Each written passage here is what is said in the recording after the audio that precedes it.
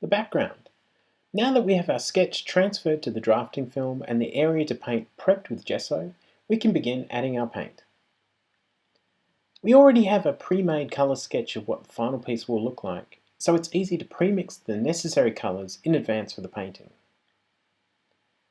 I'm pre-mixing the Daler-Rowney acrylic inks in small plastic tubs I use for storage.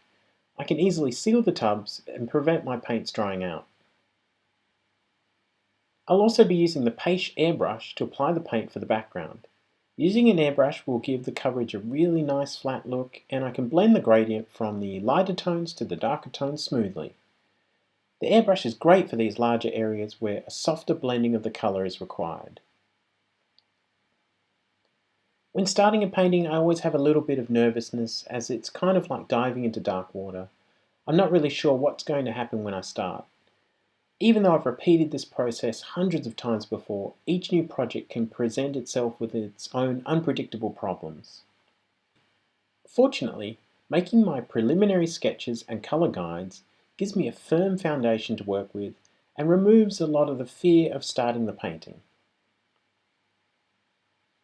Like most paintings, it's best to start with your background first and work to the foreground. This limits any overpainting of the character when trying to place skies or background scenes. Also, the background colours will be easier to match to the foreground lighting once they are in place. As I'll be spraying my paint with the airbrush, I want to limit the amount of overspray onto my main character and foreground. To do this, I can create a paper mask from the same photocopy I made to transfer the sketch. I recommend making several copies of your sketch if you have complex shapes or characters, so you can use different masks or have a backup if it doesn't work out on the first run. Using a nice sharp scalpel blade, I'll cut out the character shape and place it onto my painting surface, making sure it's only covering areas that I don't want overspray. For painting sky, start from the top and work your way downward, moving the airbrush from side to side the full width of your painting. This ensures you get good coverage of the surface and allows for an even application of the paint. I'm starting with the mid-range colour of the sky first, keeping it a little dark at the top, then softer towards the bottom. Once I'm happy with how it looks, I'll switch colours and apply the more lighter pinkish hue. This time I'm going to start lightly from the bottom and work it back into the darker area at the top. My third colour is the darker purplish hue that I'll start with from the top and allow it to taper off as it comes down, blending softly into the pink colour of the horizon.